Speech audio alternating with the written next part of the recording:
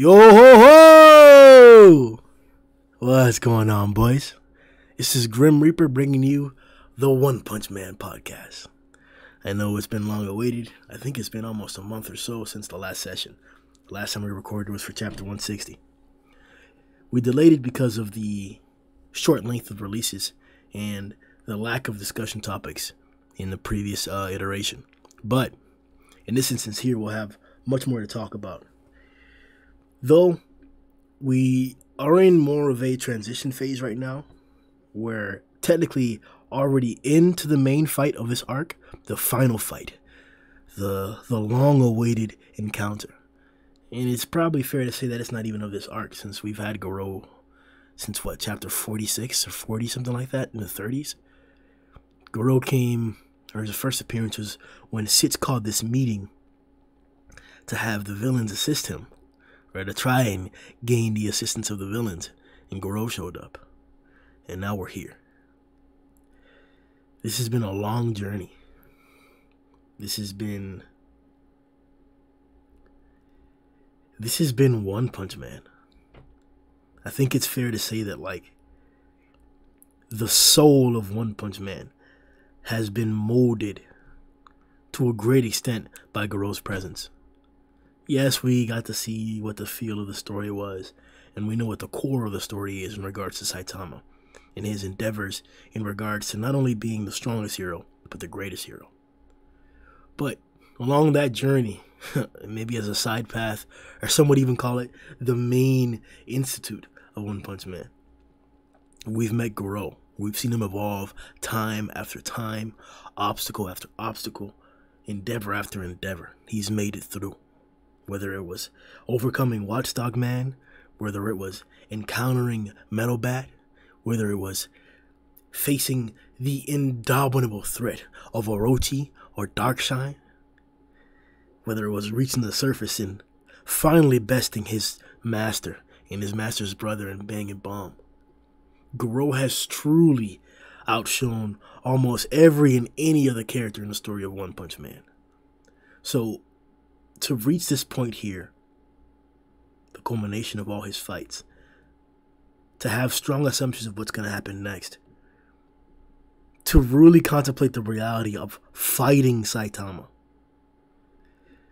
it makes me sad. It almost makes you want to cry.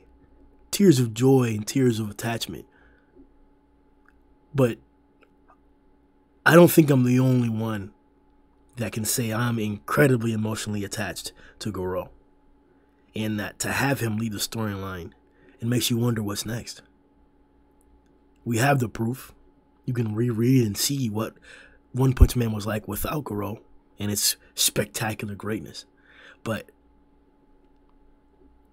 I don't think it's wrong to say that One Punch Man is better with Goro.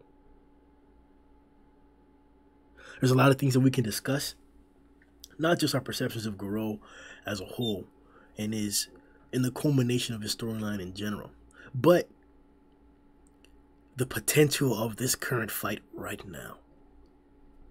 So without further ado, let's see what the boys thought. Yo.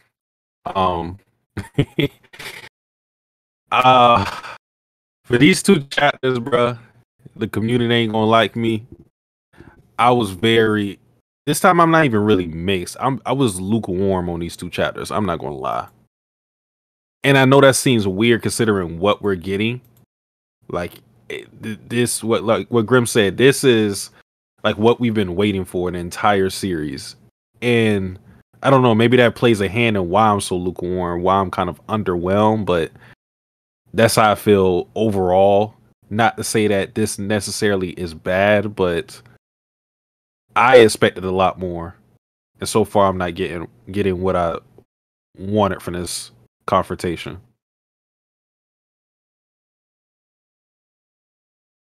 Yeah, it is kind of shockingly tame, in a way, for a lack of a better term, because, you know, it's been hyped up, and just to mention, Garou was first mentioned in chapter 30, but then wouldn't appear for another 10 chapters. So he's been here most of the damn series. He's almost a main character at this point. So that's kind of crazy. And this is likely when he's probably going to die in this arc. If he dies. I don't know. But, so yeah. Some of it seems like rehash because, you know, we got to see the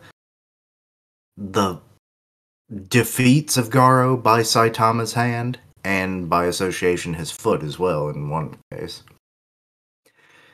And it's just happening all over again, so it's kind of weird that we're still getting this. I thought it would be a little bit more even, or maybe Saitama would still be holding back. Obviously, Garo would be able to, you know, land a good punch, and it would seem like it had impact.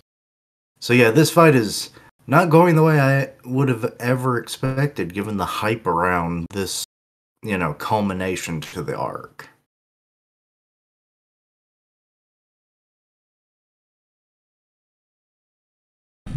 Matt, we've just started, and we're talking about how you feel about what's going on so far in regards to Goro. Maybe not so far, but overall. How do you feel about Goro? It's difficult because I've been on Goro's side for a long time, but I knew when this fight was happening, I wouldn't be on his side. I knew, like, I'd turn on Goro. So that the moment it happened, like, Saitama started fighting him, I'd be like, okay, Saitama, it's just gotta take you down, man. I'm sorry. No hard feelings. So, I mean, like, there's been some crazy stuff with Goro in this fight. I mean, it's like when he regens, it's like a wind around him. I'm like, that's something. I was like, I guess you can do that. But if there's a stage for, like, new abilities to come out, it's obviously now because he's up against Saitama. It's like getting to his peak, like he monsterfied.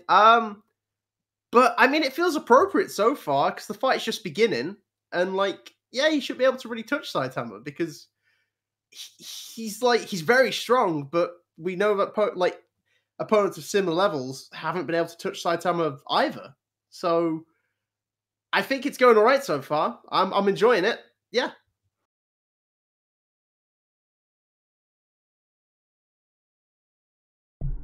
So as we mentioned in the beginning of the video, we're going to be covering chapter 161 and 162 here. It won't be that long, unfortunately, but this is the beginning of the fight. So we're going to be discussing our opinions about Goro from the beginning of the series up until now, and how that would actually affect this current fight.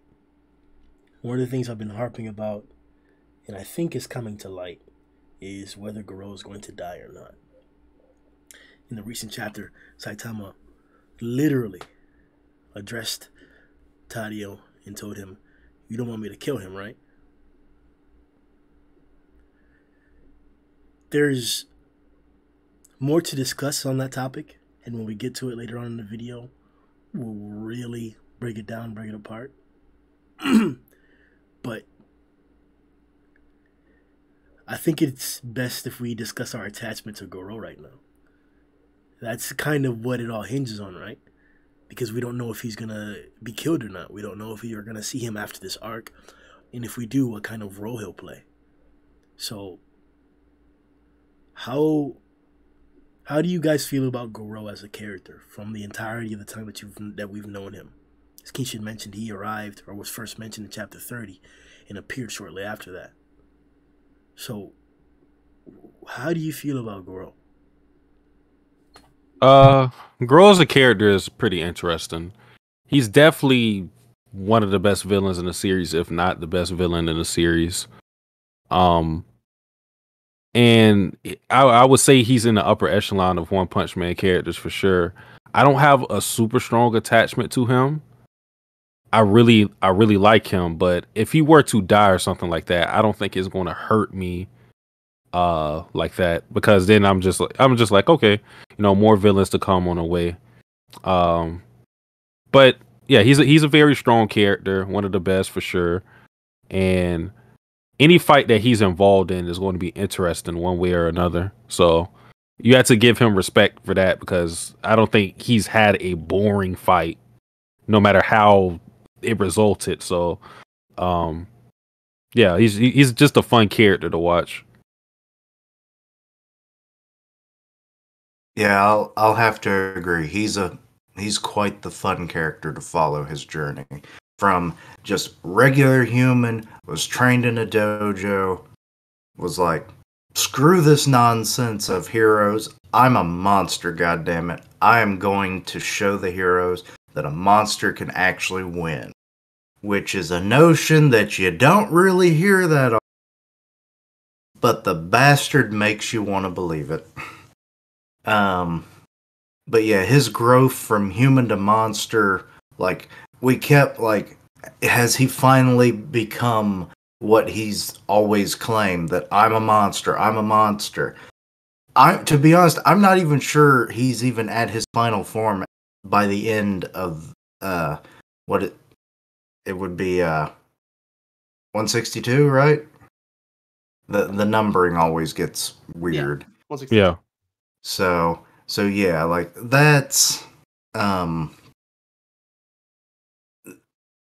I still think he's gonna like change one more time. Like say something happens to Tario, boom, that one piece of his, mask that broke off, several chapters ago. I think that's gonna heal back, and then he's gonna be in his final form. If not, goddamn, I don't know how many more forms this man needs. But yeah, the whole like transformation over such a period of time, you just gotta love it. His resolve has only gotten stronger. His planned destination, his goal has remained steady and strong. He's only, adapted to every situation, adversity, opponent that he's ever fought, come out of it stronger, Zenkai boost and all.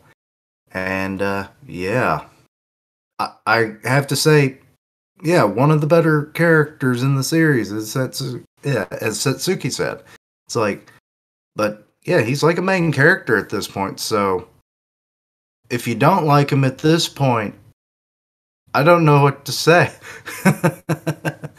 But yeah, all around, I like his character development. Difficult not to like Goro. I mean, he is basically the second main character of One Punch Man. Like, we've had so many chapters revolving around him. I'm probably going to repeat a lot of the points these guys said, but I think everything about him has been done so well. Like, his intro is incredible, like proper villain intro. But everything from like twisting the heavy loincloth's arm, and then repeatedly smashing Moomin's face into the ground is just like established him as a villain, and then never like Goro explicitly saying, "Oh, there's more to me than that. Though I'm not just a villain," but like seeing how his relationship with kids and he looks after them, not necessarily being like on the hero side, but not the monster side. His development's been super interesting to watch and talk about. Like for a character like in One Punch Man, he's never been one I think anyone in the fan base has gone, "Oh, Goro's fighting again. Skip this." Everyone loves Goro. Everyone loves watching him fight because it is the hero just on the bad guy side in the sense of like a traditional. Like he gets in a lot of fights. Sometimes he wins. Sometimes he loses. We're watching his growth, and like in the traditional shonen story, this is kind of what he'd be doing. I really like Goro. He's like one of my favorite characters in One Punch Man without a doubt. Like these guys have said, he is one of the best villains in the series, if not the best villain, just for his relationships. I mean, like to have all these brutal, amazing moments with him, but keep this like humanity with him, like especially as I've been like a big fan of like his relationship with Tario. Like I think they've had I think it's really kind of that's what's really like kind of made him more of a detailed and complex character, if anything. But yes, just watching this guy go for everything he's gone through, get back up. You root for him, despite the fact he's like, I'm going to take over the world. You want him to at least win his fights. No one's like, oh, come on, Goro, lose. Except I'm a bit like that now because Saitama's here. But no, like super, like really, like it's difficult not to like Goro. I'm gonna just, he's a great character. He really is. It's funny, like I was just thinking a little off topic about like the recent Doctor Strange movie that's coming up, and the excitement is damn near at the levels of Infinity War and Endgame. Like, and it's because we're opening a whole new phase of possibilities that's gonna just open up a whole new universe of just that, yeah, of characters, instances, scenarios that we can't even imagine so far. A multiverse, if you will. Yeah, a multiverse, if you will. But as I'm also watching these like side TV shows on or series on Disney Plus or whatever, and I'm seeing examples like Moon Knight or whatever, it continues to bug me that like, why are they continuing to add heroes? Do you not have enough heroes? When is the count of heroes versus villains just gonna be enough for you? I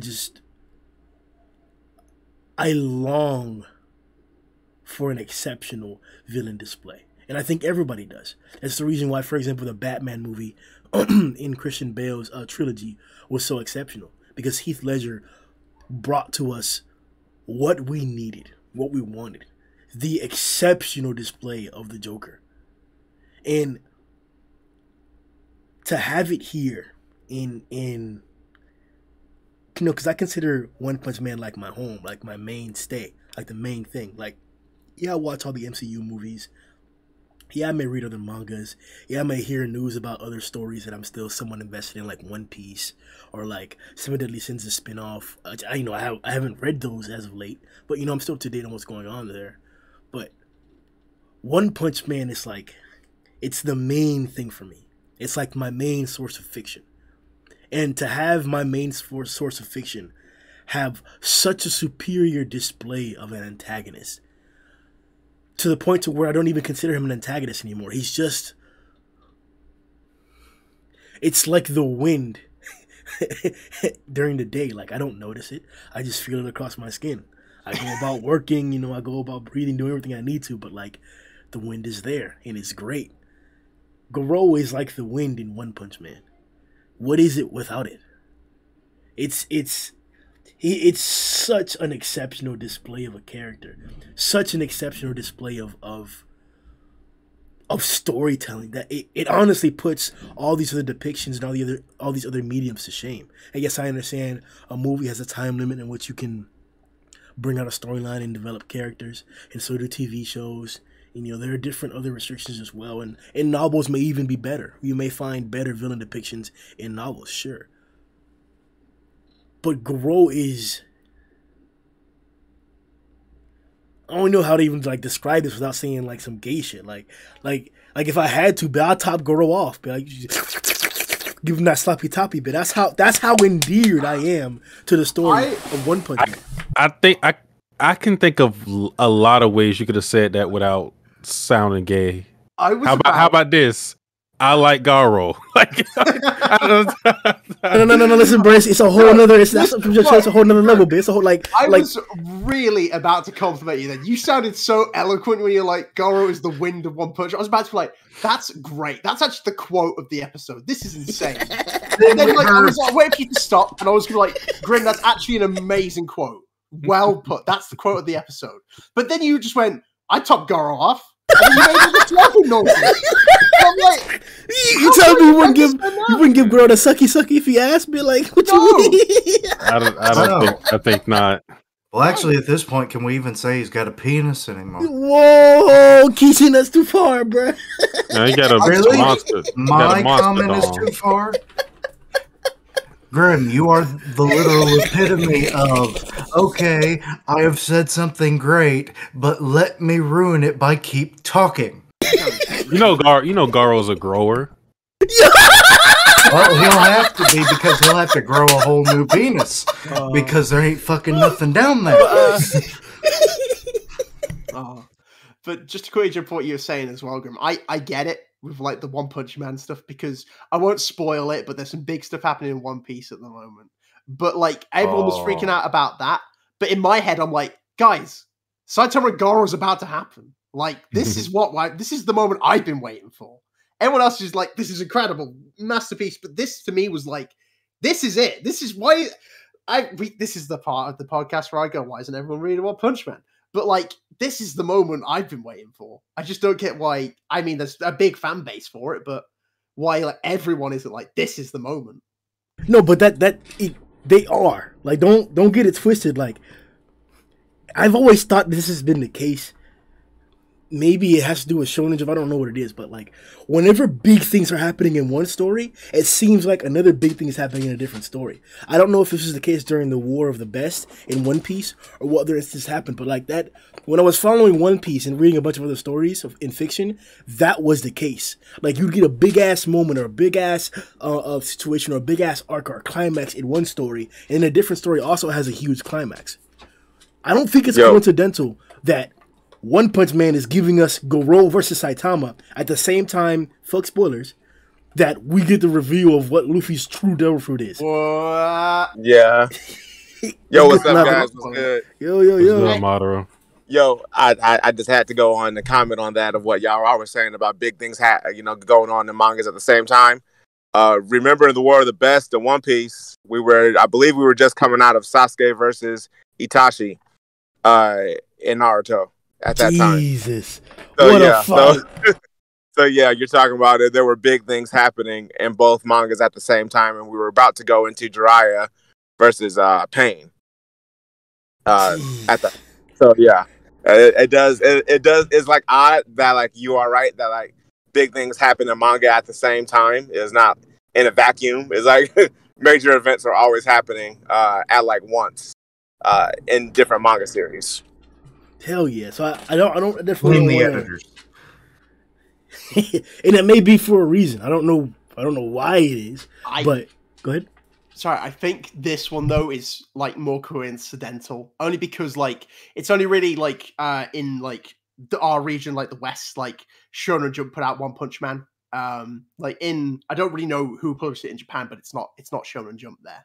So I think it's also just, it can be coincidence because there's that many manga series, like to a lot of people, they'll be like, oh, well, this moment's going on at the same time in this other manga I love, you know? So I think but the big ones, like we're talking about like, and it's hard because it's been so long, but like, I just remember that feeling often. I remember feeling that like whenever something big was happening in One Piece or in some manga, you also heard about a great climax in a different manga, and it was kind of like splitting the attention, or maybe the manga's trying to compete.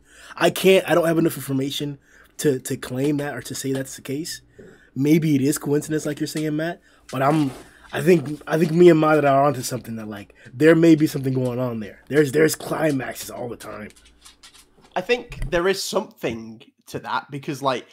I say this as just someone who's read Bakuman, but I know like, so it's purely like a story that I've read about, but like they do like, they're like, okay, there's like, they're coming to like a big part of the story here. We should try and match that, all right? Because I know like, not One Punch Man, but like Black Clover's coming to its end now.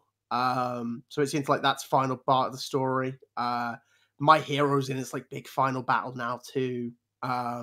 Basically, a lot of mangas are at big moments, and they were there before One Piece had its big moment. But like, so I do think there's something there, but I'm not sure One Punch Man's that same kind of fall for it. I think this is like actual just coincidence.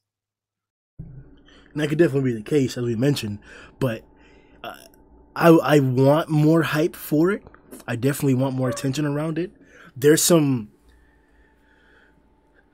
dissent in the community from a certain, and this is the same group who we always have problems with, from a certain group of individuals who are expressing their unwanted opinions about the storyline, which I don't care for, and I'm doing my best to show them and to tell them that I don't care what your opinion is. Like, you should shut the fuck up. Like, you should stop giving your opinion about the story, because I'm tired of it. And I want to keep this entire podcast on a positive note, but now that we're talking about, you know, exterior or external influences on the storyline or people's opinion on it, I just want to mention that, like, for the webcomic readers, and I know that 80% of the viewers are webcomic readers, shut the fuck up. I don't care what happened in the webcomic. Shut the fuck up. It does not matter. It's as simple as that. What you wanted to happen, what you thought was going to happen, does not matter. Like, there is not even a grain of sand on this planet which holds the value that you. I can't even say it right. Nobody gives a fuck. Nobody cares. Shut up. I'm hearing opinions saying that like Murata and One have fallen off because they aren't following the exact schematic, the exact blueprint of what happened in the webcomic in this fight here. And I just don't care. Like, when Satsuki mentioned he's a manga only, that he's not feeling the beginning of this fight right now, I'm somewhat on the same page. I understood clearly what he was expressing because it's been slow.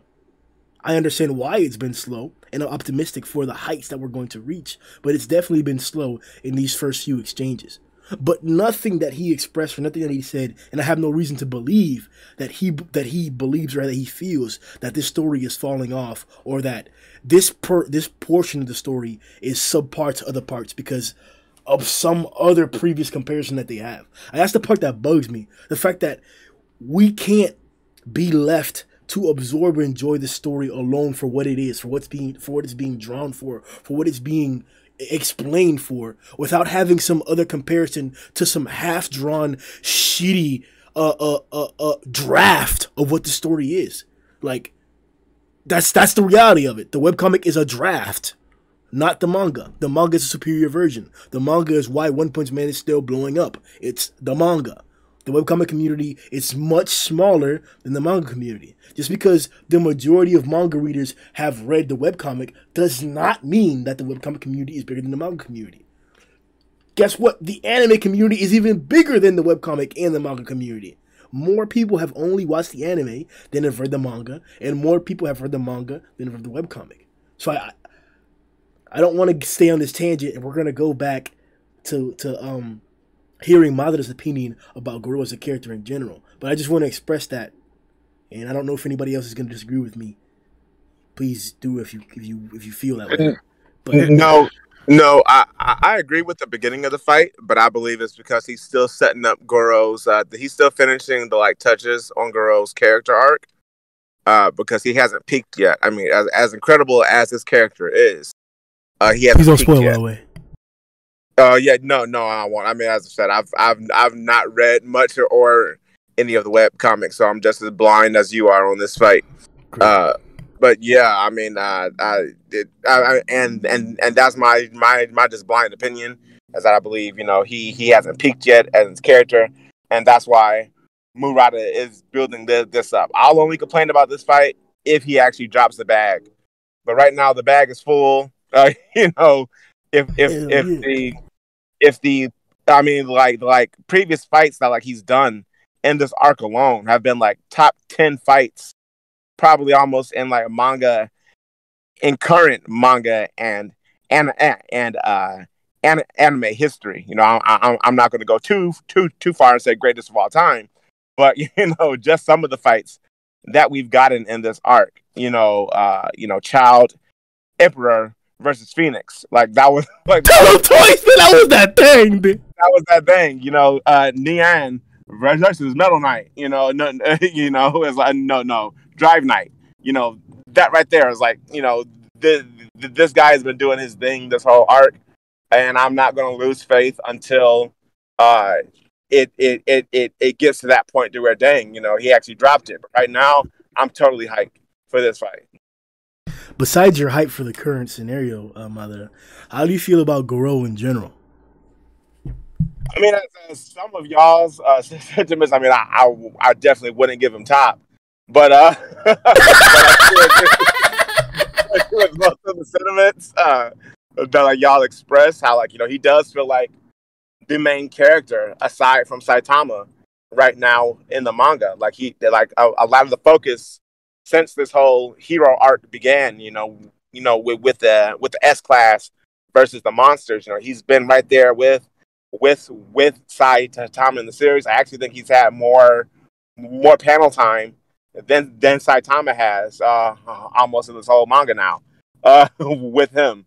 And so, to see his growth from before he fought Orochi to him fighting Orochi to after now that he's fought him and he's actually had his full he's actually grown up in front of us as both a character, a monster, and as a villain, or really antagonist. I won't really call him a villain. He's more of an antagonist right now. But like see his growth in certain fights. Him versus Dark Shine or Dark Oil Shine. Seeing his growth, and how he's just evolved. Throughout this whole thing has been really cool. And as I said, I cannot wait to see what they like do with this fight. Now we've talked about Goro reaching this level in this pinnacle. If you guys will individually, what is your most memorable moment for Goro? In general, or just this arc? Whole story. What's the most memorable moment from this fool? This is not a moment, but like the most memorable sequence, like a set of sequences from Garo is probably him versus the A-class heroes, because like I think that perfectly encapsulates his character as being someone who is put at death's door. Like it looks like it's over, but he finds some way to adapt and adjust and overcome it. And that was a situation where it's like he's hiding out. He's kind of weakened, he's tired as hell, but he has all these heroes coming at him at once. He has to fight different styles and different techniques and whatnot, but he still finds a way to overcome it. That's probably my most memorable moment from him. And he did it while poisoned too, Satsuki. He was poisoned in that fight, and he still, again, overcame it. Yeah. My biggest moment for Garo, that's a tough one.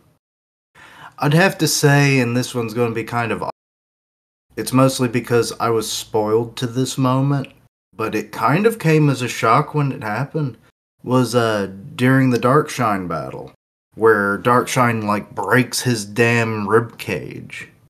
I was like, that, I mean, it's not a good moment for Garo, but then again, I guess in a way it kind of helps sets up his next transformation. But it's just something that stands out to me for that weird reason of I got spoiled by some asshole. Mother Matt? Yeah, I'll definitely say for me, as I've told you before in the past, it wasn't really a moment, but it was the way that Murata drew the panel. Is when he's talking to Orochi and Psychos right before he fights him in the cave, and that's that panel where he says he's the hunter. The way Murata drew that piece of him on that rock, how he put the shading on him. From that moment on until now, the way that again he has both drawn him out as a character and the artwork along with it has just again because before I didn't really care about Garo. I'm not gonna say I didn't care about him. I did like his story, but he was just kind of there. But now, I'm actually endeared to him now, to where, even though he's, a so-called villain, I do want to see him succeed a little bit, in what he wants to do. So that would be that moment for me on that rock. To try and pick something different to what you guys have said, for me, probably the most a moment that stands out when I think of Garo is this fight against Metalbat, but in particular, the end of that fight where he wins, but Metalbat's about to do him in. Zenko protects, and then he's like, "Actually, no, I'm gonna go away." And then also when the monsters show up, like Phoenix Man and Sludge Jellyfish show up, and they're gonna kidnap Zenko, and Goro stops them. And because that to me was the moment where I was like, "So there's really, genuinely more to this guy." Then he's just a guy who wants to become a villain. He's a guy who wants to become this great monster. Because he had that scene, and this is this great panel, this great bit of art where he's in the shadow of a building staring away, and it's as Zenko's moving Metalbat unconscious, as like it's just this amazing moment where like you kind of get this reflection of like there's more to this guy than it seems. That was when he became more than just like this villain to like, okay, he's not just he's a character. That's a moment that really stands out to me for Goro. Fuck yeah. Damn. You guys took a lot of the good ones. To me, the most memorable moments for me it was also a sequence or a series of events. Was after he had overcome Royal Ripper and gone to go recover Tadio. The sequence of and it's really just one moment, but what happened after is what makes it exacerbated the point that much more. So he encounters Rover, and this isn't like half of the hype is for Rover. Don't get me wrong. Like I'm kind of saying this because I want to talk about my boy Rover, but Big Cock Diesel, man, a fucking monster. But when we got that panel of Goro, like where it's just all white and it's just Goro's thoughts after a point blank blast from Rover, and he's like, "I'm gonna die." Like, no, I messed up. Like, I'm hungry or something like that. It was like, it just really made you just associate with this character so much more. I do my best to try and immerse myself into the storyline, like to put myself in these characters' shoes. Like, what if I was encountering 100 Eyes Octopus and he, you know, he just threw a whole bus at me? You know, what if I'm Bones and I'm saving this other hero from this bus that 100 Eyes just threw at us? What if I'm Death Gatling shooting my gun and 100 Eyes just smacks me across or whatever? Like, I try and put myself in those scenarios to really like enjoy the moment. And it was so petrifying to see Goro get smacked by something so ferocious, something that seems so indomitable. Like when Rover showed up, it was like there was no games, there were no talking, all the riffraff, all the like sideshow stuff stopped. It was, "Ayo, you're about to die, tighten up." And then when he's standing there, like like I can't run away, like that was arguably my favorite moment of Goro, because immediately after he overcame the problem. Immediately he fought right through it. Over what's probably the strongest threat he's encountered, he fought right through it. And then encountered Goro. Overcame her with cockiness. And then Madara mentioned the moment up against Orochi. Like, that sequence right there, from Rover to Orochi, is probably my best stance for Goro. That's my favorite part of the character of Goro in terms of fighting. Like, that was spectacular, and I'll always remember that shit. Like, that was that thing, bro. You know what I just thought of? Like, why I think I like Rover.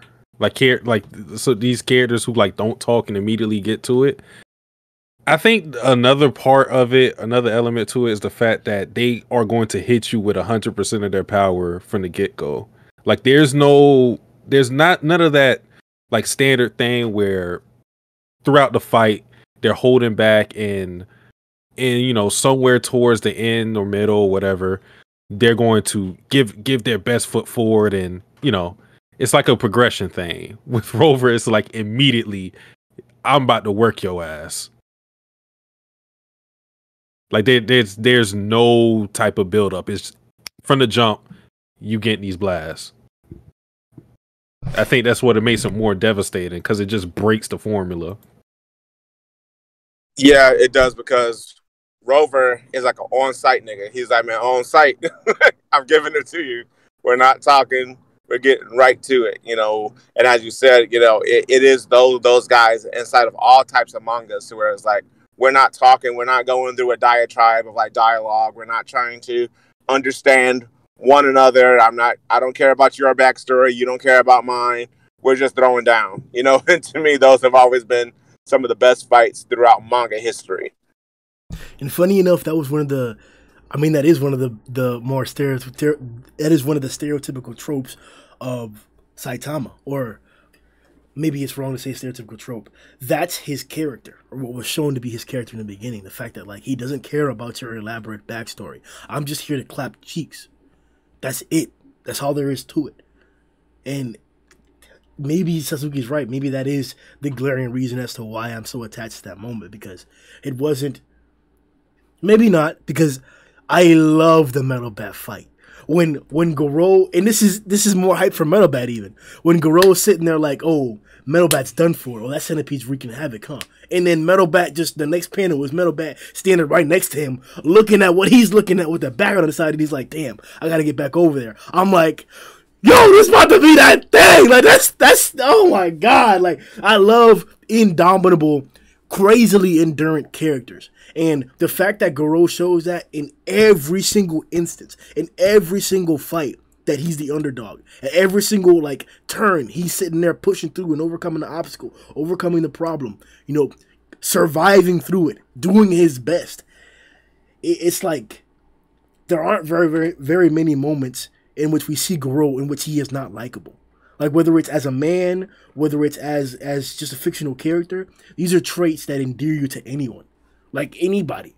We see it in movies all the time. Like, I haven't really remember watching the movie Rudy, or I remember the Titans. Even as of recent with Captain America, where like whatchamacallit, in Endgame, where Thanos just bodies his ass after he picked up the hammer, just claps his cheeks, breaks the shield and everything, and then he like just straps the shield onto his already hurt arm. Like, this shit ain't finna fall off, bro. I could do this all day, babe. Let's go. And the whole army's walking up. Like, that's what I like. That's what endears me to that character so much. And maybe that's why I like the Rover moment as I described so much. Like, maybe that's why Goro is the best character in One Punch Man aside from Saitama. And we can have an argument about that. That's I think versus altogether. Sorry, Satsuki, carry on. I was gonna say, I think the same reasons I said that I like Rover is the same reasons I have a fondness for Genos. It's just those characters that give you their 100% effort from the very start. Like I said, it's part of it is because it breaks what we typically get, and I just appreciate that. Like, no games played whatsoever. Like, yeah, actually, that is what it is, because I'm thinking back to it, and one of my favorite characters in Dragon Ball Z is Trunks. And I think the reason why is because we saw throughout Dragon Ball Z, not even Dragon Ball, we see a lot of characters fuck around and end up in bad situations because they don't get the job done immediately. And Trunks was someone who suffered a future where that's unacceptable. You have to get rid of people quick. He's an assassin. So when he started off, and our introduction to him is him fucking up Frieza immediately, like with no type of build up to that fight, I was like, yo, I love this. I love Trunks. To jump on that, I think that's one of the reasons why I love how like Garo and Saitama have been handled throughout the series. The fact that, like, you know, a lot of shonen would like build up really big, you know, this moment where the hero and the villain finally meet, and they have in this. But the fact they've also like dumbed it down by the fact that they've met each other multiple times, and Saitama's put him in his place every single time. Like, I love the like Goro's intro, because he goes on from like, you know, like Sundownrider, who's like beloved in the series at this point, coming off the Deep Sea King stuff. Like, Goro like continuously just pounds his face into the ground, coughing blood like everywhere, beats Tank Top Master, beats all these heroes, and you're like, this guy is crazy. And then Saitama, out of nowhere, just by coincidence, puts him in his place and knocks him out. And we're like, this is how the main hero and villain meet, and it's just like the most nonchalant thing for him. I remember when I read that chapter the first time, I was like, this is incredible. Like, if any other series did this, it'd be like a big epic moment, but it's just like they don't know who each other are, and they finally get to, when they meet, it's nothing. And they do it 2 more times just to reiterate it's nothing. Like, no matter how hot shit Goro thinks he is, he's not Saitama though. You know, it's just a moment for you guys to like, for people to go and just be like, it's not really a problem though, is it? I think Goro's great, and I think everyone, like, almost in any way he's been handled, he's been astonishing. Agreed. I definitely believe he has been handled very well. I mean, as I said, his writing, everything up to this moment, again, his moment, as you just said, with, Tank Top. If you think about everyone who he's fought, in the beginning it was just because, I want to prove, Bang wrong, right? That's what it started off as. And then they introduced, like Kid, I can't get his name out of my throat right now, but they introduce him to this kid, and then he builds up a relationship, with him. He's still trying, to have this hard edge. And it seems like it's a facade until they give you his backstory and how he grew up, and how he was getting picked on, and everything like that. And so then you understand why he's doing what he's doing. And again, it seems like a very, selfish reason for him to do it, for him to want to stand at the top. But then they juxtapose that with with his fight against Platinum and against Flashy Flash, because then you realize how petty Flashy Flash is as a hero. And so it adds to what Goro was saying. It's like, Yes. These heroes are all petty. Yes. There's nothing great about them. They are petty heroes. And that's why he wants to mess the system up. Unfortunately, Saitama exists, and so now he's trying to overcome that mountain, and that's what just makes it super cool. I thank you for bringing that up, because this completely like changes the conversation now. Like, I was struggling. I'm trying to do a whole essay on Goro, like Goro as a character, to put one out like that. But I'm struggling with the reasoning for his actions. And I'll say it plainly because I know you guys are all level-headed, and you guys will give strong reasoning in contrast to my viewpoint, or at least give different viewpoints to what I'm saying. But I've never really put too much stock and weight into the whole I was bullied, so now I'm going to do that to you reasoning. It's never been very compelling to me. And the fact that we're seeing now the unison between the pettiness, as Madara's calling it, the lackluster of these heroes, their true intentions, what they're really here for, what they're really fighting for, as was pointed out by Platinum Sperm as well, that none of these heroes are really fighting for the right reason.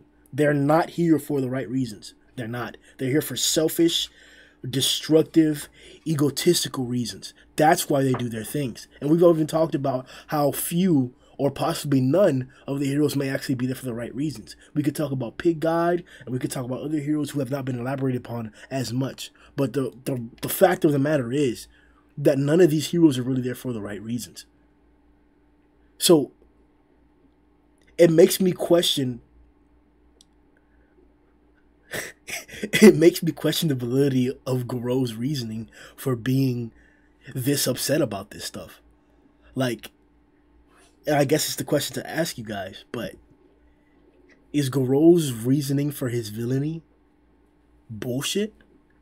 Is there actual merit behind it? Is it weak? Like, were you guys convinced by it? Or how do you feel about Goro's reason for his villainy, for his hero hunt? I think on like for first and foremost, like the reasoning for it, I feel like just plays into like the tone of One Punch Man and it being a parody of a lot of tropes. And I feel like this in of itself is kind of like a parody of a lot of these villains who have these super deep reasonings for doing what they do. Like they'll be like, you know, my entire clan was murdered. That's why I have to do what I have to do. I'm really trying to save humanity. You know, it's real surface level with Garo. Like that. That's what it is. But I think it's intentionally like that for one, to be a parody, and two, to have Garo be a very flexible character when it comes to his morality. Because I think if he was as convicted as a lot of other villains were in other series, like Pain, for example, I feel like if you had him be that type of character, then you wouldn't be able to have him save Tario or do any other things he's done in the series that have looked heroic at times. So I don't think his reasoning is bullshit, but I don't think he'll stay. I don't think he'll stay with it. I think he's going to like change his mind on it. But I think that's the whole point. That it's like this surface level thing, and that's how he's starting off with it. But I don't think that's how his character will end with it. Or maybe he's just he believes in it, but not wholeheartedly. But maybe it'll take the fights that he's been in to, stay 10 toes down in his belief of why he should be the villain.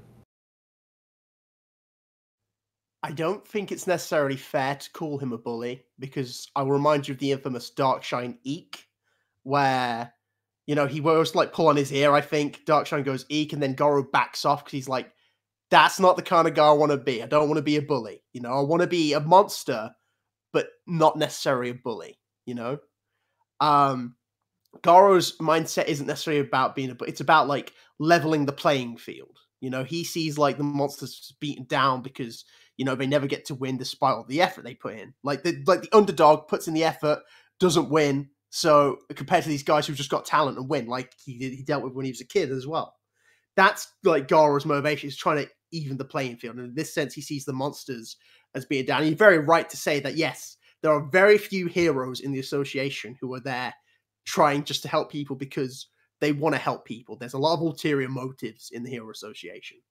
And I think Satsuki's on the right track where saying, like, this is not going to be necessarily his final motive, because now I always go back to Saitama with this stuff, but like he's meeting Saitama. A lot of people change after like big moments with Saitama, like Genos, Suiryu, Fubuki. Like, I imagine Goro will have something too now, where like after this, he's going to be not necessarily like a fully different person, but his like where his motivation is kind of similar, but he's working towards a different goal because of his motivations.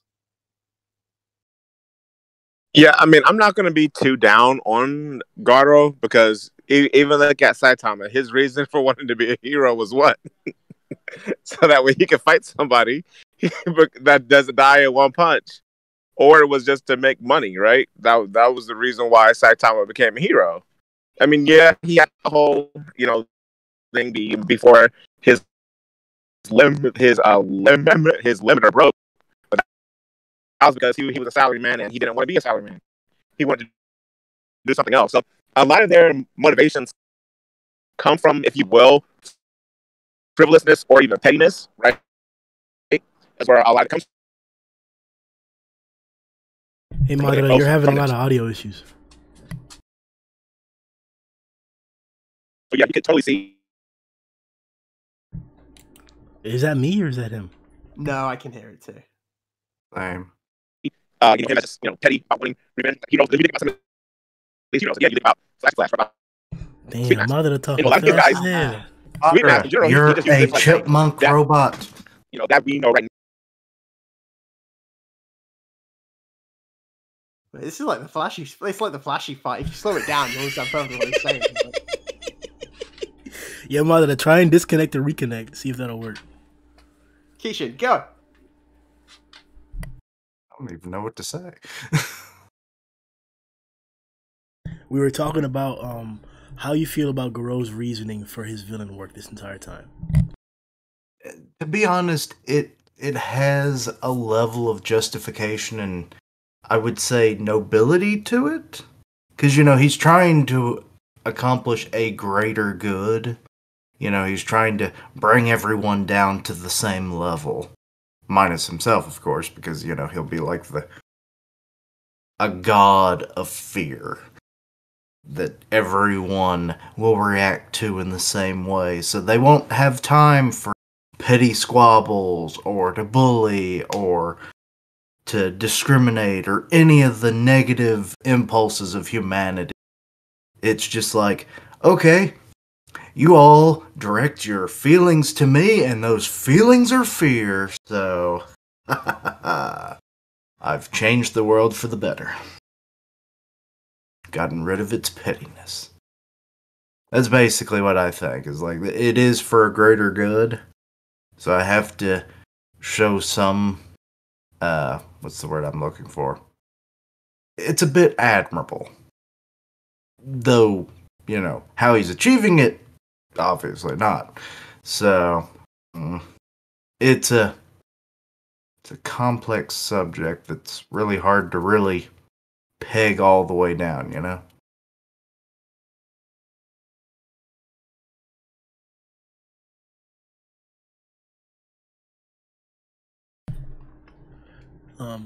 Did you already go, Matt? Yeah, I went, mate. Yeah. All right. So next thing I wanted to discuss is Goro's appearance. So in the recent chapter 162, we get to see a new evolution of Goro's, I guess, monstrous path. His monster evolution. It was kind of scary when I first saw it.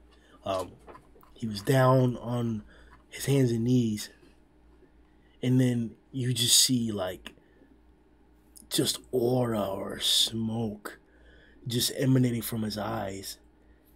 Him gasping or what has to be smoke or breath is coming out of his mouth. He just looks monstrous. Actually scary.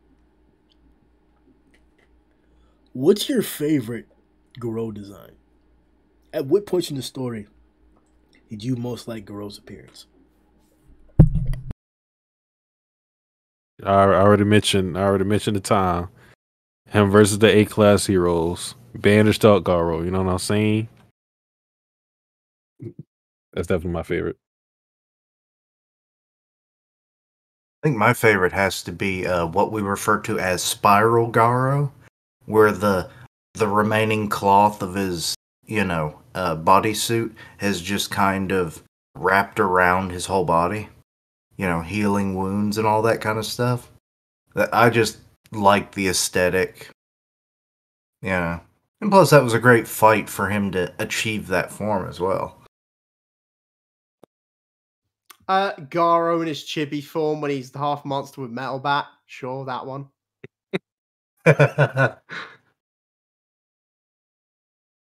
Just going on the monster form. Is it just me, or is it the nose that makes it really creepy?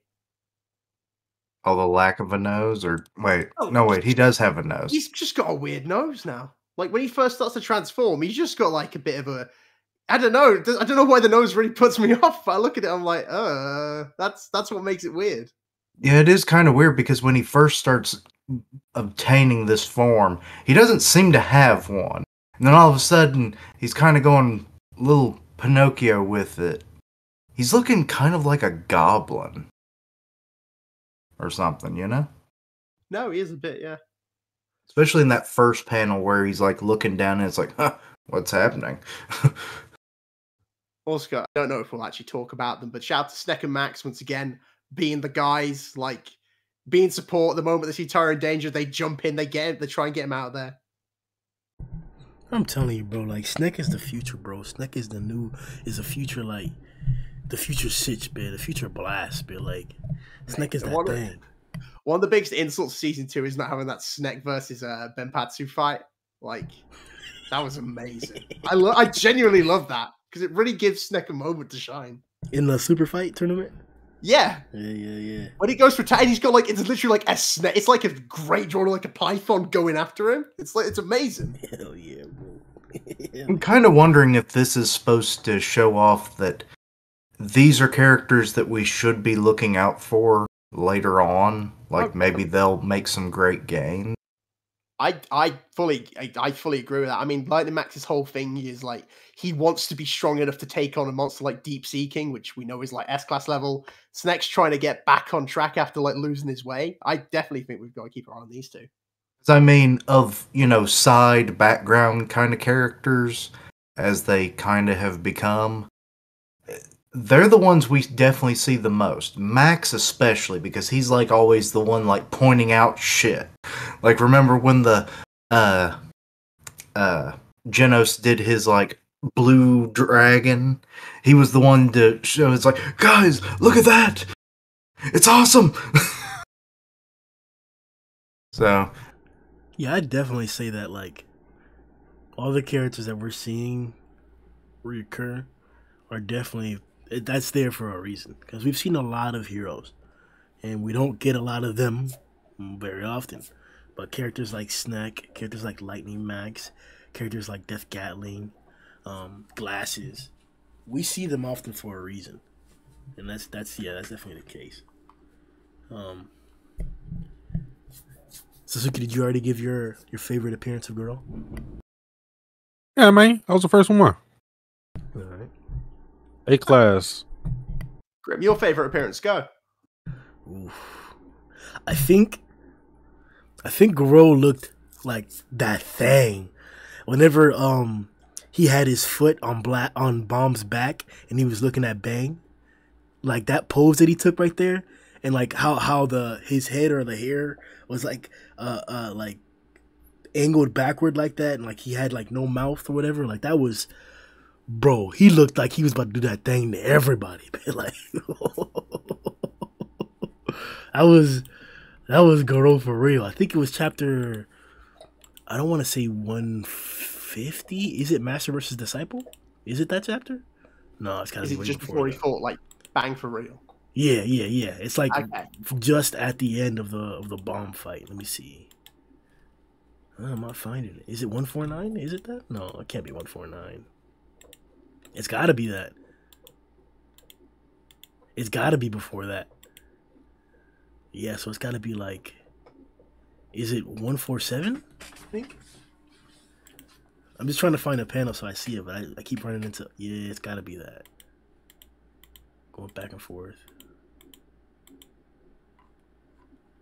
147 is when he's actually. Yeah. It's chapter 147, page 33, where Bomb's like, "Bang! Watch out! He's nothing like he was before." And you just see Goro like with the hair or with the strands of the bandages just flying off backwards behind him, just like posing over Bomb, looking at Bang like. Man, that's my favorite picture of Goro. Probably that right there. And there's a lot of them. There's a whole lot of them. But this was like, man, there's so many great moments, bro. Maybe the Rover moment isn't even my favorite moment because when Goro came to the surface, bro, like, yo, the way he was looking and the way Bomb looked at him, oh damn, that was that fucking thing, bro. Like, yo, Goro's everything, dog. Like if Goro dies, He ain't dying. let me not even yet. Let me not even. He's not dying. Man.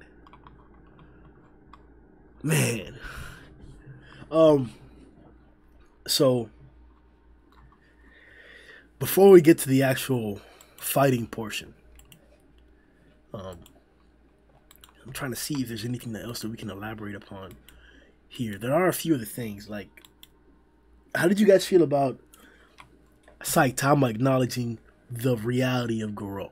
The fact that he is Bang's disciple, the fact that he's been watching him since he came to the surface, and the fact that Goro remembered that it's Saitama who was clapping his cheeks all those times. What came to mind and what were your feelings?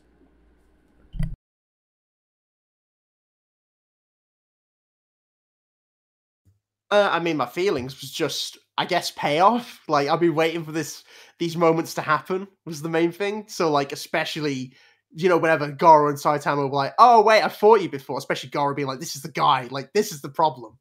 I'm happy that I guess Saitama is pretty. He's not smart, but he's pretty wise. So he's looked at Goro and be like, "You're not really like a monster. You're just a guy like pretending to be a monster. Your guy is cosplaying, you know." So I was happy that I guess the main thing was, especially like I said, it was just the payoff of seeing that Goro finally knew who Saitama was, and there wasn't like maybe there'll be a moment where it was what Geno says about about Saitama, but for now it's just the overpowered bald guy. No, I'm happy with it.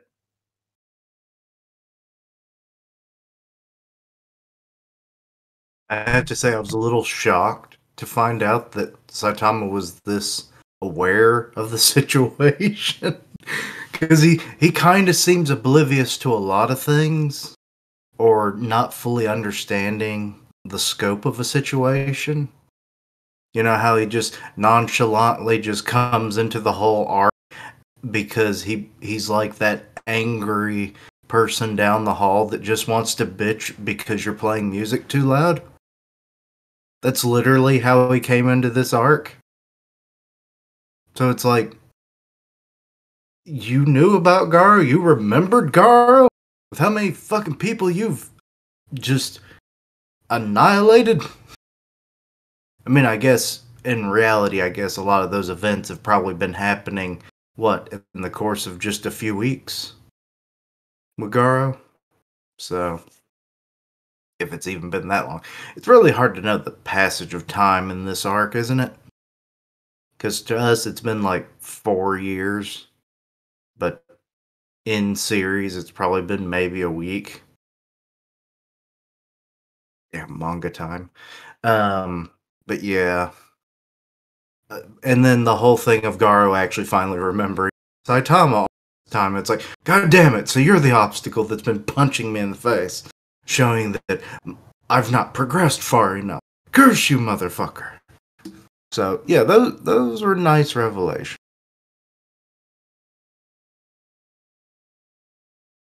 So let's move on to the main portion of this this podcast.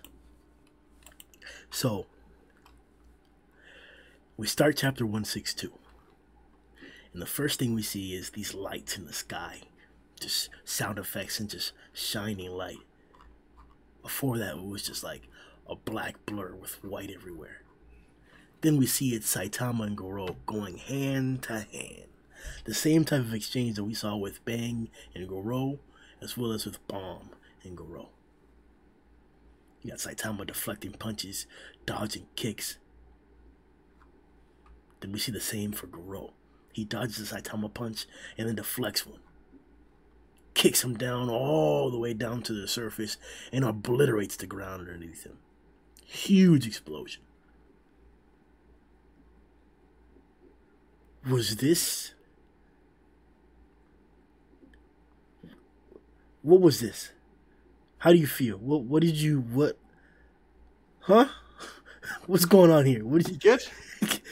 What the fuck? Just forgot who he was. I mean, talking to a different entity. The fuck? Like I'm like, He's making a fervent wish. yeah. I'm just like, what to think here, bro? Like it was like, I turned my brain off and I was like, punch good, kick yes. Like It gave me very like, to me, it's like at the beginning of Saitama and Boros, right, where they're just trading blows back and forth. That's the kind of vibe it was me, but I guess it was me. Like, it maybe Go's fight's going to be different because they're already started and they're in the upper atmosphere. You know, we can see the coverage of the earth in the background. Like, these guys have just begun.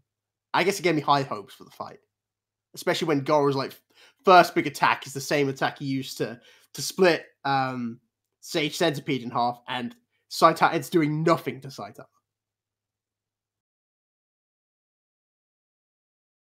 Just one of those establishing blows thing to kind of show you where these characters are. If you thought otherwise, yes, Saitama is still stronger than Garo. That's just what it is. Like they do that.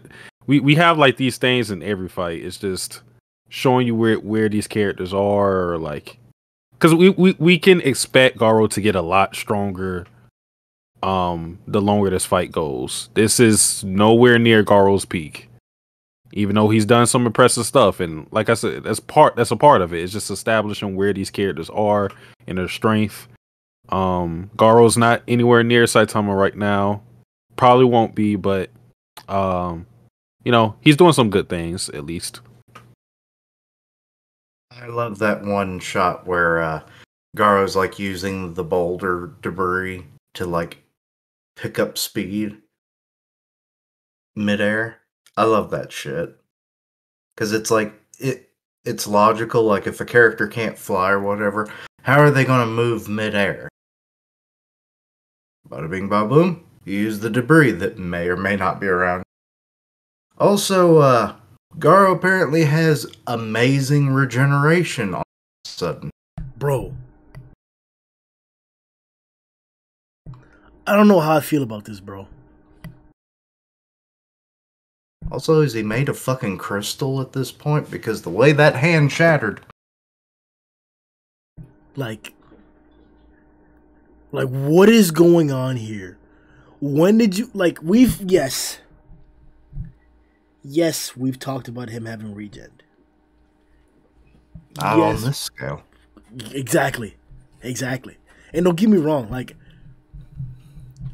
I'm not so much as skeptical as to like the degree of the regen.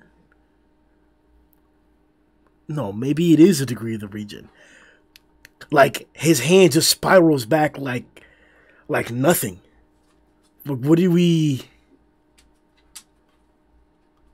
I honestly didn't know what to think about that. I'm like, I honestly just feel like, okay, that's how I feel about it. Like, oh, you regened your hand? Okay. Bro, that's what I had to do too.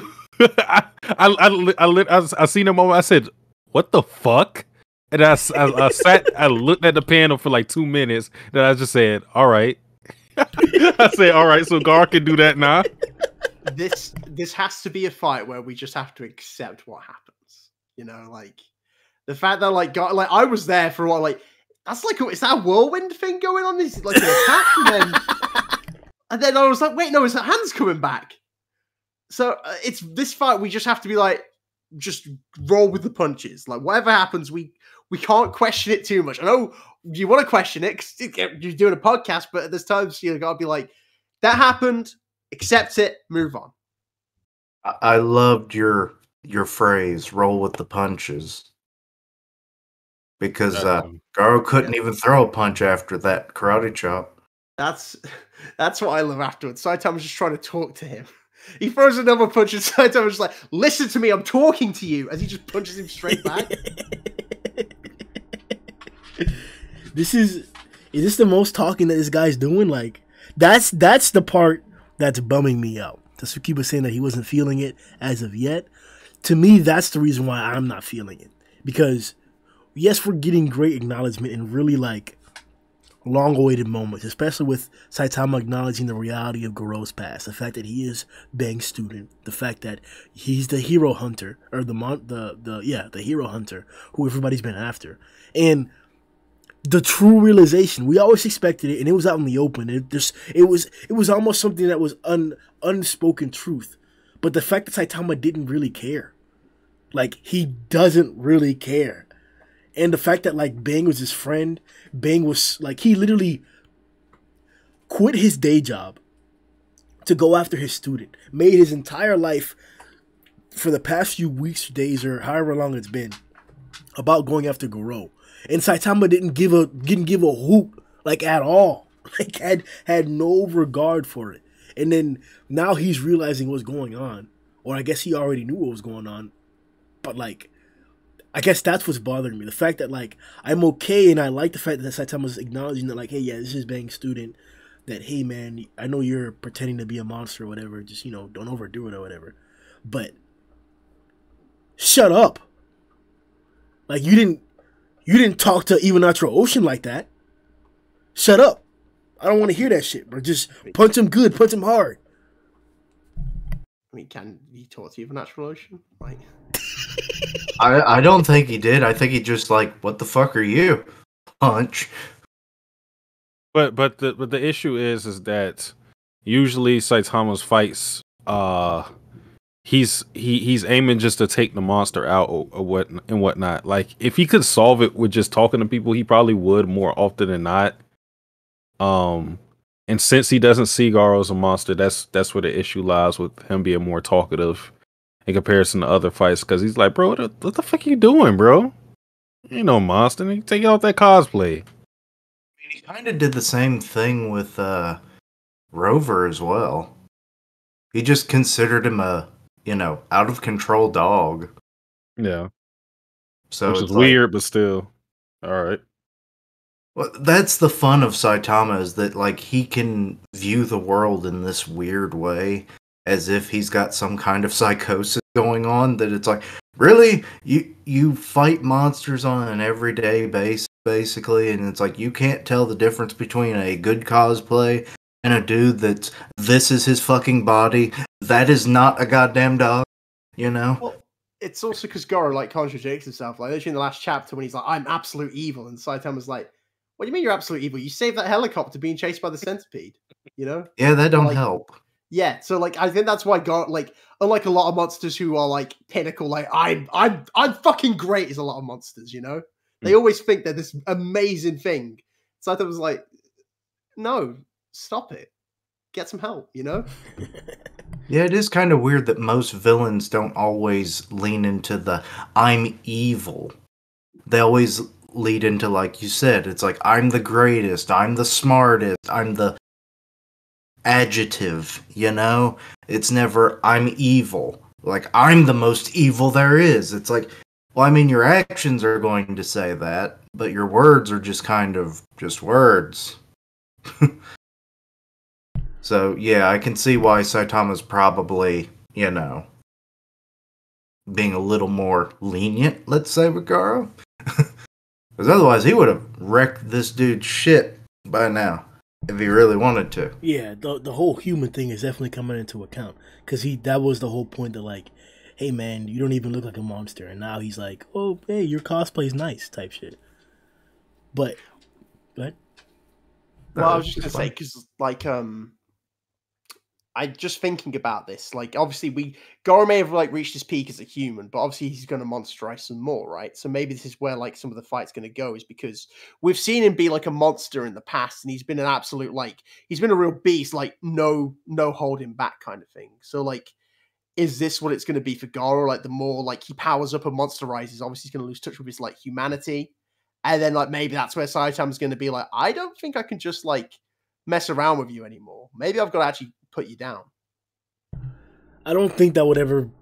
I would be embarrassed if that happened. Nobody, after 150 or 162 chapters, I don't expect anybody to make Caped sweat.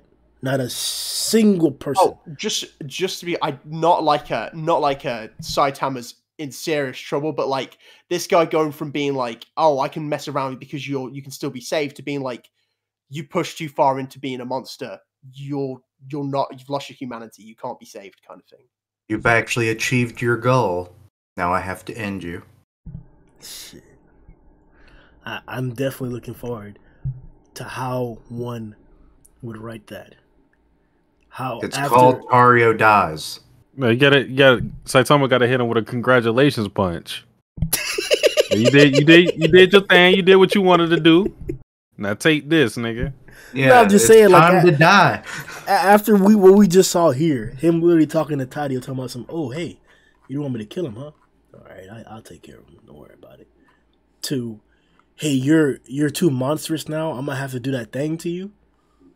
No, like one of the things that I think we should discuss next is, in my personal opinion, the awkwardness, or how it didn't meld, or what's the right word? It's not weld. I felt it to be really odd that the moment where we get one of Goro's most monstrous physical displays in terms of his appearance, Tadio shows up and tries to appeal to his humanity. It was just like, it just felt weird to me, like just the proximity of and just all of it here felt like there was like, it doesn't feel evil. Like, you don't feel evil. I'm not getting negative evil vibes from Goro, even this appearance, and it's throwing me off because I'm like, you're looking even more like a monster now. You're just as conscious as you've always been because of your dialogue, especially in regards to Tadio. And he even tells him at the end, or mentions at the end, I think, let me read the quote verbatim, because it really encapsulates exactly what he's thinking. He says, is it right here? No. There's right here where he says, "I'm about to destroy your outlook on life. I'll show you just how powerless heroes are. There won't be anyone left alive to kill you or save you. There will only be me, absolute evil to dominate." And I'm like, you're talking like this, but this guy could probably convince you. Like, I really feel like right now was Tadio, or is Tadio's last and only chance to convince Goro to stop. And it's when he's turned into the most monstrous form he's had so far. It didn't feel right. It didn't feel like it flowed well, like those points in contrast to each other. But maybe that's for a reason. I don't know if you guys saw this differently, or if you guys can like elaborate a different viewpoint. But I felt awkward like that, or I felt like that it wasn't working how it should be, or like, I don't know, man. Like, why have Tadio appeal to his humanity right here, right now? Okay. To me, I think all of what you said like was the intended point of what Murata and One were trying to get across, because it's the idea that this is like what Garo is doing is just a facade. Like, the evilness is a shell. He's not actually like that. He's not actually a monster in his morality, his ideals, or anything like that. Garo is a immature character. And I know like age isn't a factor in a lot of series, but I think here it's it plays out more so than any other series, because this cast is full of adults for the most part. Garo's like what, 18, I believe. So like he's just going into adulthood. We already talked about his motivations and whatnot, and you questioned like, is it bullshit or not? And I think that's the whole point of it, is that his motivation isn't even something that's we feel that he's super dedicated to, he wholeheartedly believes. I think it's something that he could waver on because it's very surface level. And a part of that is because he's immature. So the reason why Tario like looks at him and he's like, yeah, you know, he's even in that, it's like, in spite of how he looks, he's still a human. He's still Garo. He's still my uncle. I think that's the whole point that's being conveyed with that with those panels. It's like it doesn't matter how monstrous he looks, he still doesn't have the heart of a monster. You reminded me of something. The whole, like, he calls him uncle, which, you know, Japanese thing for like older guys than, you know, said character would call them. He's just known as old guy in the official. Find it.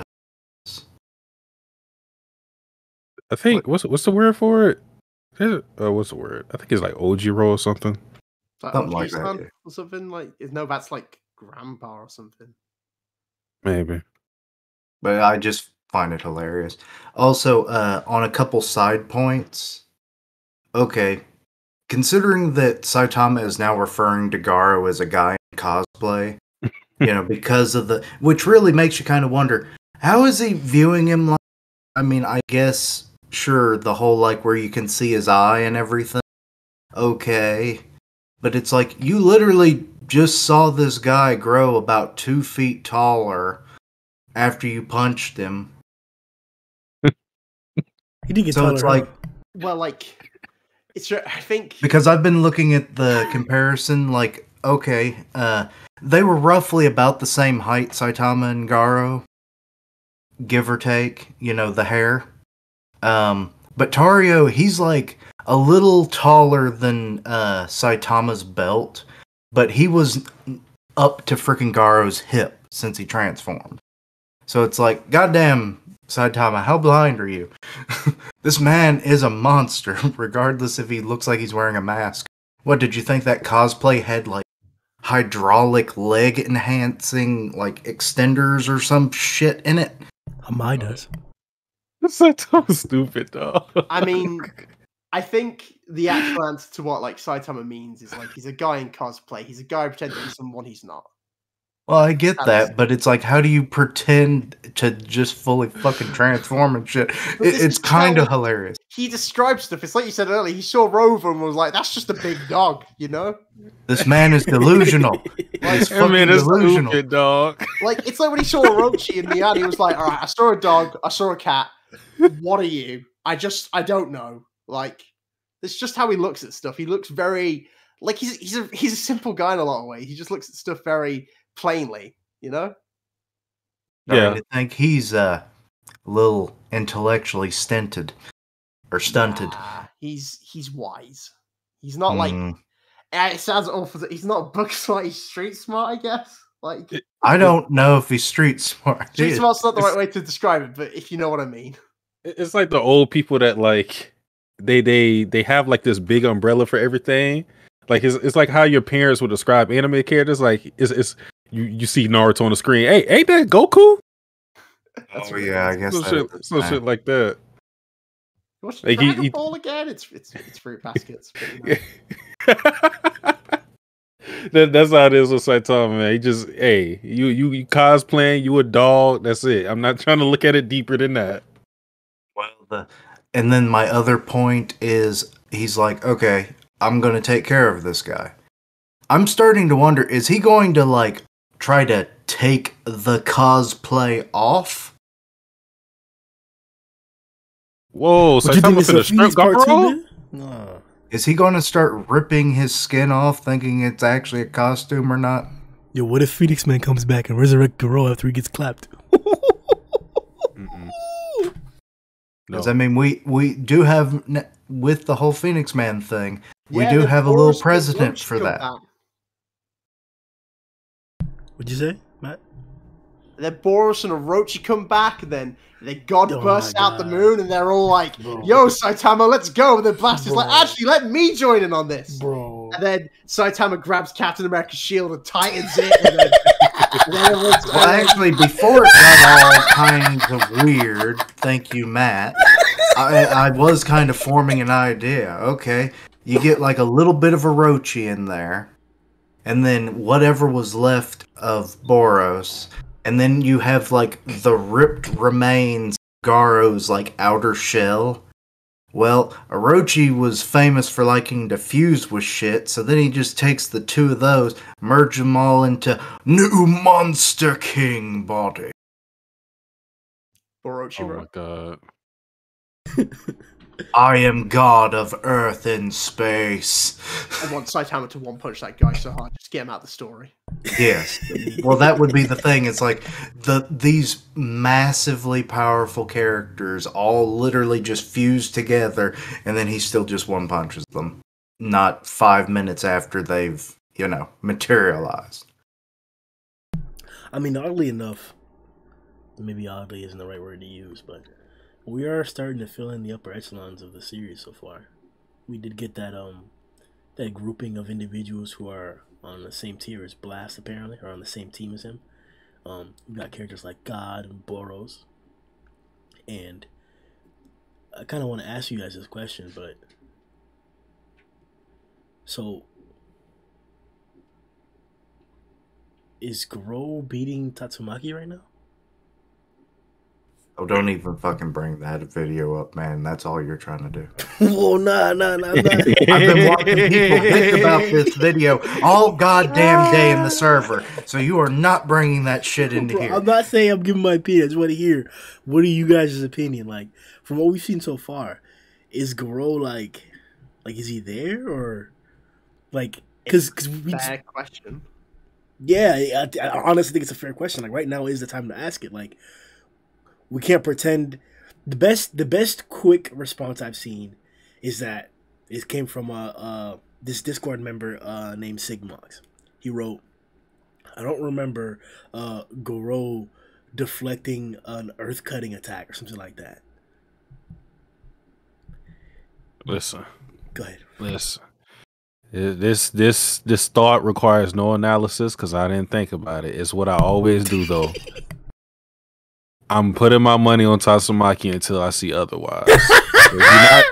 If you're not showing me, if it's not Saitama versus her, I'm putting my money on Tatsumaki until I see otherwise. So it's waifu or no fool. Right? Hey, I mean, yeah. Just curious, because you said that. So, like, if like Tatsumaki versus Boros, do you feel the same about that kind of thing, or is that a different? I feel like the only thing you could do is make me go like, shit. I could see all you could really do is make me go like, I can see how you would think that, but ultimately, I'm going to put my money on her every time. You're Okay. somebody. I can't even say we're kicked off YouTube, but like, There's nothing. It's just an opinion, man. I'm like, hey, teleport Satsuki to Mars, man. Ain't no oxygen there, man. Put him there. What? Depending on if she created a barrier before she got teleported, she would have some level of oxygen to sustain herself for a little bit. Bro, I wasn't. Come on, Keishan. Hey, you know, I'm the technicality guy. Like, I shouldn't have asked the Tatsumaki ogler, but like, Satsuki will suck Tatsumaki like he would, like somebody would suck Goro. Like shit. like somebody. not anybody in the podcast. No, nobody here. Hey, here's a weird question. Has anyone else happened to notice that Garo doesn't seem to have any range moves? He's purely, you would have thought by now with all the modification, he would have maybe shot a beam of some kind. Bro, tell him again.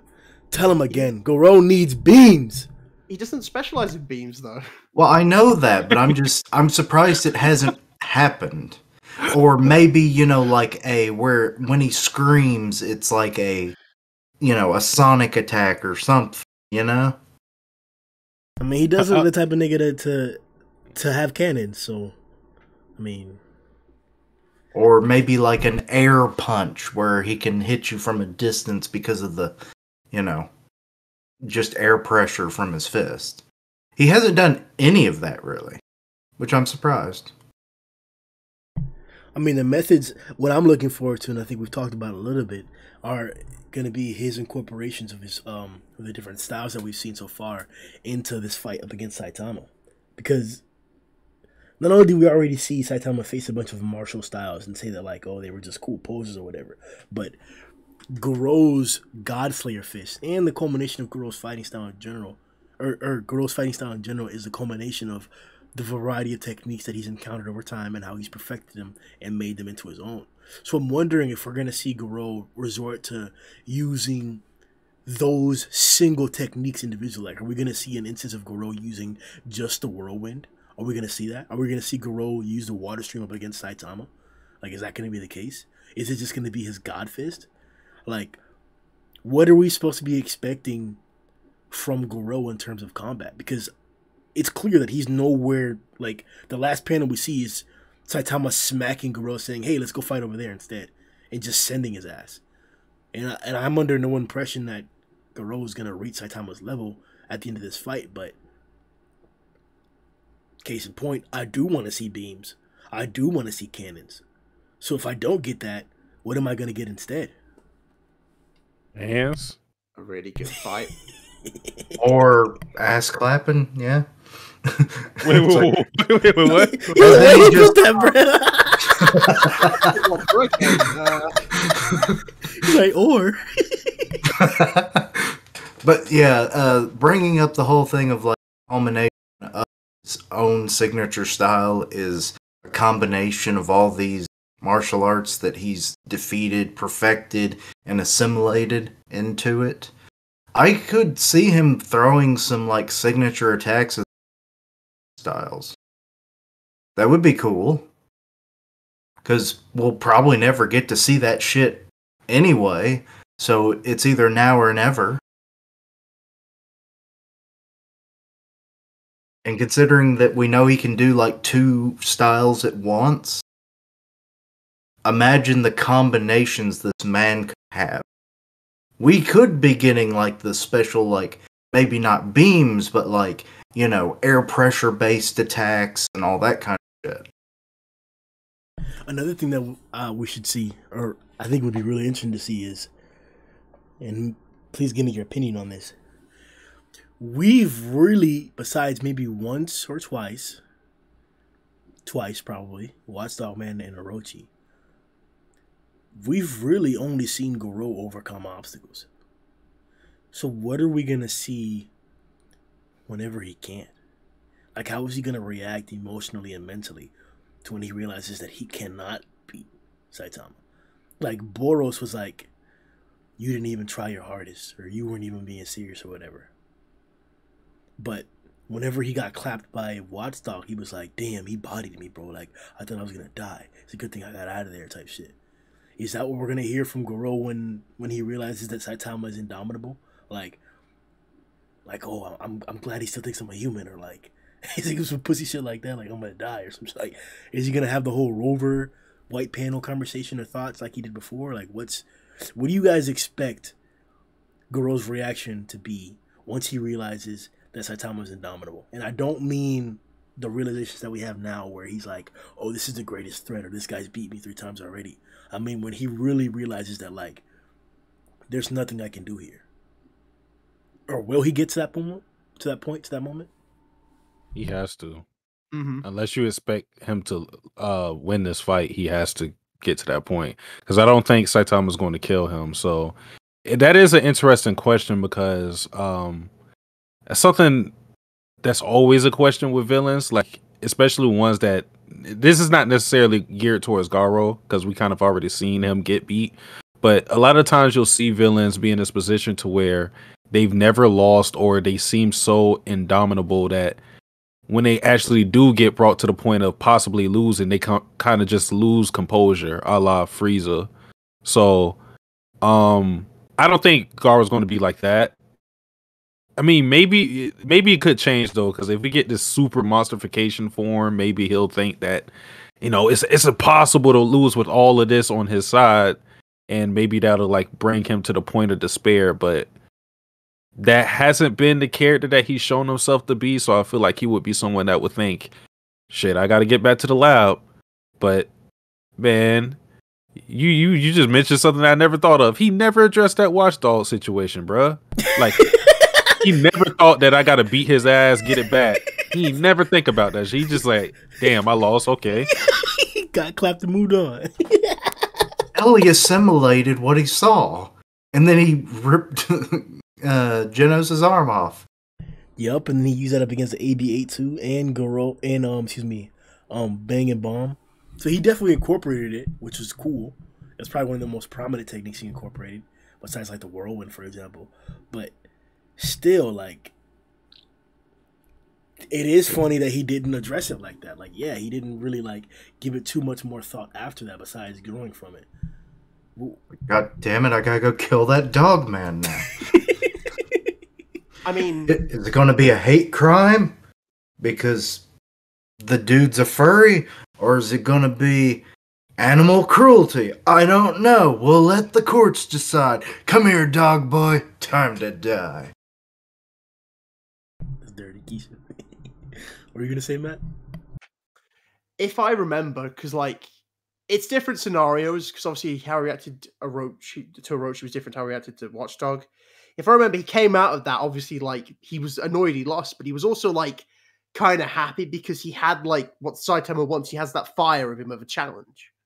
So, I don't know whether he'll react the same, because there is a part of me that's, like, if he's, like, in a way, like, when he fights Watchdog Man or Orochi, he might be like, I can beat these guys. I've got, like, a chance. But Saitama's a different beast, where he might come out of that and be like, I can't beat this guy. Like, he might accept that, and that might be where, like, his humanity slips away and more of a monstrous form comes out of that. But if not, then it could be similar to where, like, he's, like, kind of reinvigorated by the fact that there's, like, a big challenge like this. He's like, this guy's like anyone else I've fought before. Let's go.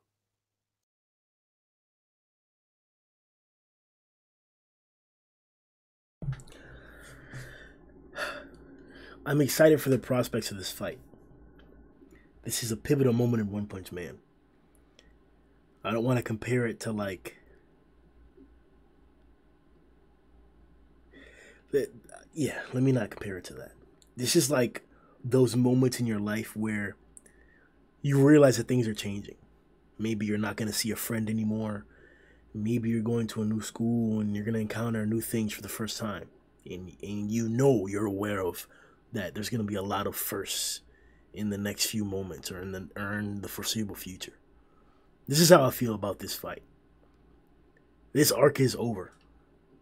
This is the last great obstacle, the last great challenge, the last great spectacle of this arc. And we have had many.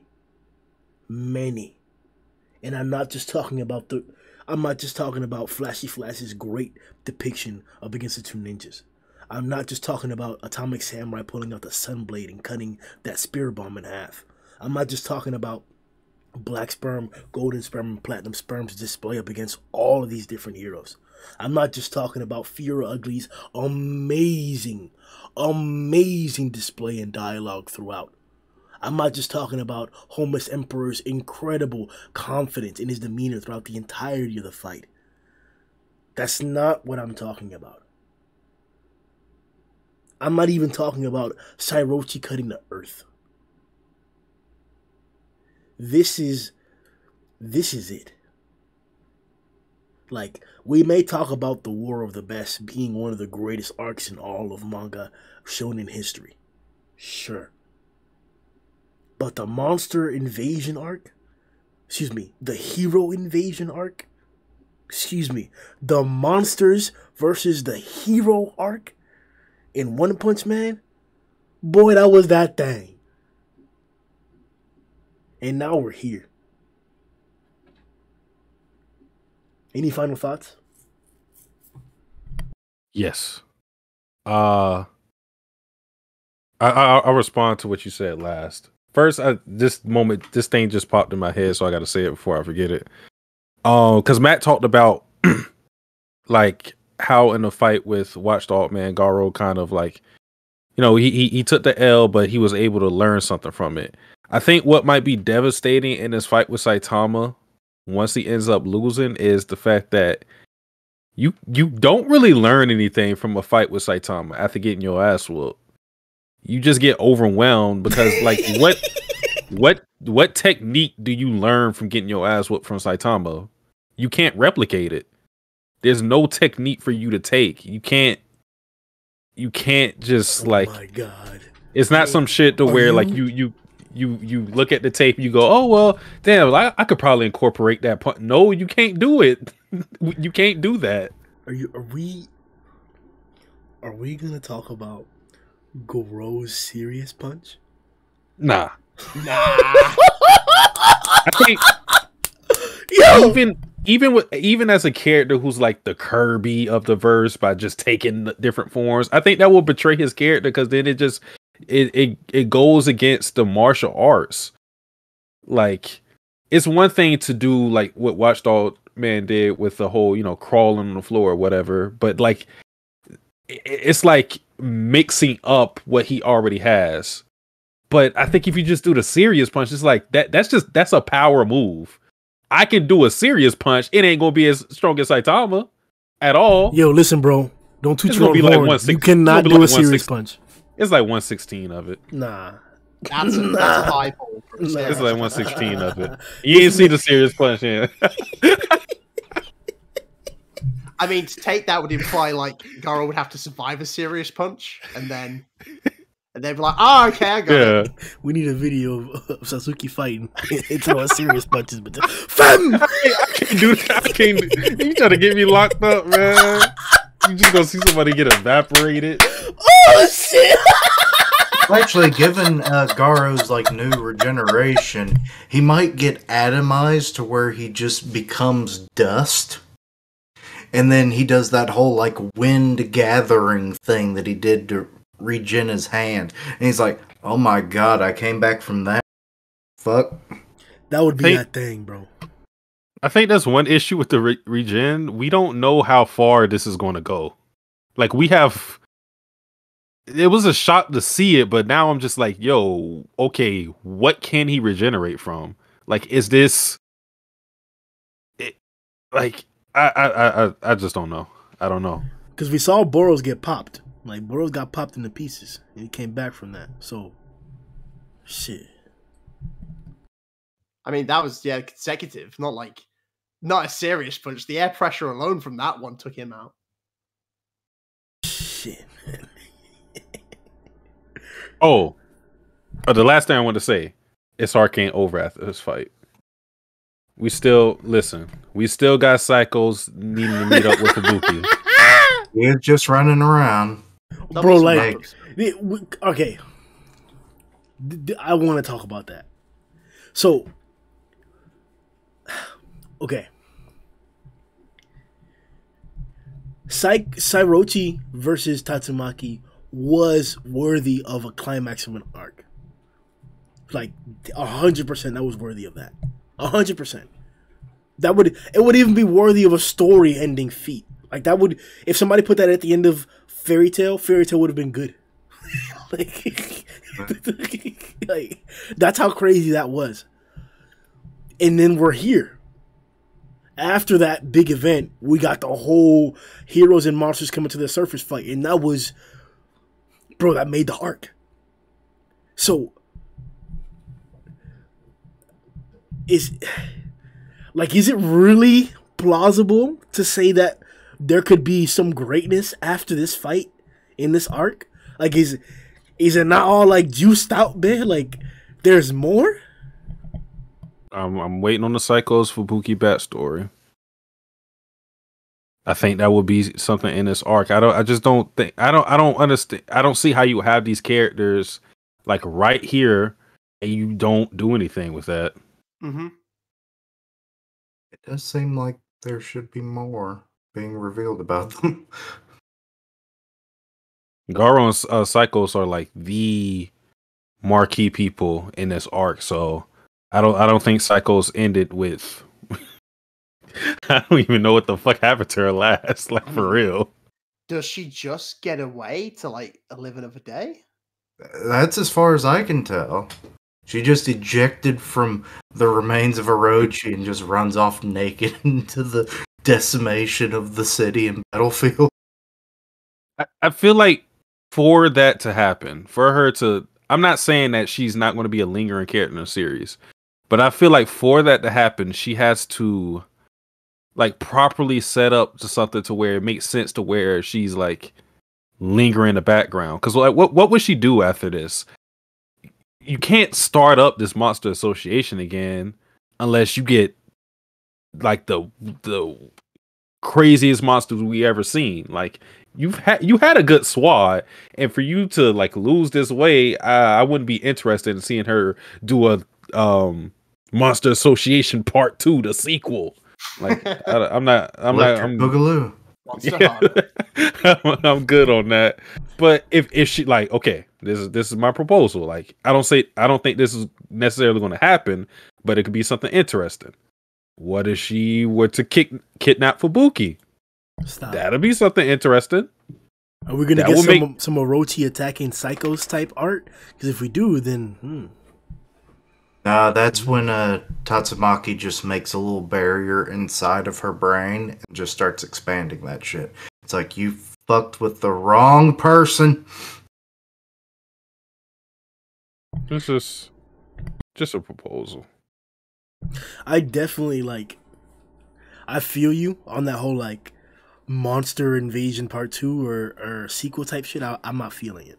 And that's also how I feel about Goro. Like, the hero hunt's over. Like, I want him to stay in the storyline, but it would have to be in a different capacity. It can't be his villain journey. Or if that is going to be the case, we'd have to get along and like a long hiatus. Like, there has to be new things coming up. And I like the fact that we're getting the storylines or the building blocks for God, so that he could potentially be the next menace that we see in and are on and off throughout the next few the next consecutive chapters, whether it's 30, 40, however it may be, in between the next big storyline, or if there is going to be another big storyline.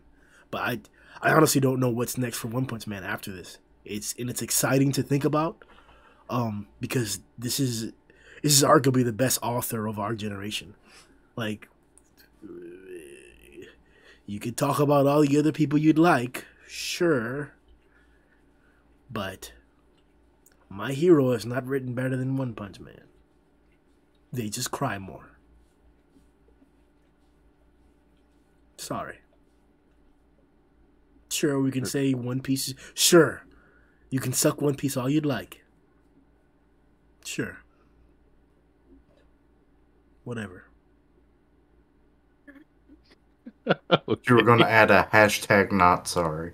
Let me not, because I respect it. I'm not gonna like, you know, just this week, you know, I felt nostalgic enough to rewatch the beginning of Marineford and shit, and that was that thing. But then like halfway through, I lost interest.